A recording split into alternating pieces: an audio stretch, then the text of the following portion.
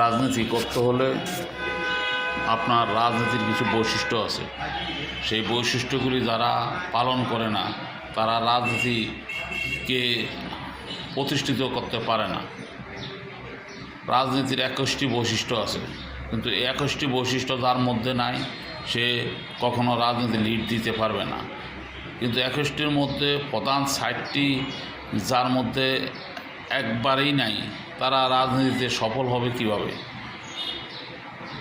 আপনারা জানেন যে রাজনীতি করতে হলে যে 60টি বৈশিষ্ট্য থাকা দরকার। একটা হলো ক্যারেক্টার, অর্থাৎ তার চারিত্রিক বৈশিষ্ট্য যদি রাজনীতির মতো করে না হয়, এবং রাজনৈতিক দল এবং রাজনীতি মানুষের মধ্যে লিড দিতে হলে মানুষের মধ্যে গ্রহণযোগ্যতা এবং মানুষের মধ্যে যদি আচার আচরণ